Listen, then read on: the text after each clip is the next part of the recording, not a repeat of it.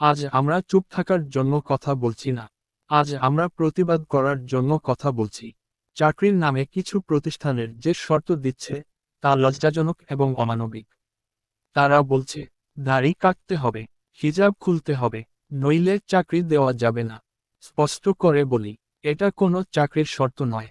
এটা সরাসরি ধর্মীয় স্বাধীনতার উপর আঘাত। দাড়ি কোনো অপরাধ নয়, হিজাব কোনো অযোগ্যতার চিহ্ন নয়। এগুলো আমাদের ধর্মীয় বিশ্বাস এবং পরিচয়ের অংশ। যে প্রতিষ্ঠানের যোগ্যতা যাচাই না করে ধর্মের উপর আঘাত করে, সে প্রতিষ্ঠানের আধুনিক নয়, সে প্রতিষ্ঠানের বৈষম্যমূলক।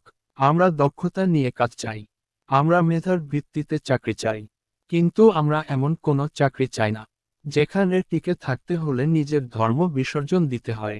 আজ আমরা পরিষ্কার ভাষায় হুঁশিয়ারি দিচ্ছি, ধর্মের কারণে কাউকে চাকরি থেকে বঞ্চিত করা বন্ধ করতে হবে। নইলে এই অন্যায়ের বিরুদ্ধে আইনগত, সামাজিক এবং জন্মভিত্তিক আন্দোলন আরও জোরালো হবে। এটা কারো দয়া নয়, এটা আমাদের মৌলিক অধিকার। আমরা ভিক্ষা চাই না, আমরা সম্মান চাই, আমরা আমাদের বিশ্বাস নিয়ে বেঁচে থাকার অধিকার চাই। যারা ভাবছে এই অন্যায় চাপিয়ে দিয়ে সবাই চুপ থাকবে, তারা ভুল করছে। আজ আমরা কথা বলছি, আগামীকাল আমরা আরও বড় পরিসরে কথা বলবো।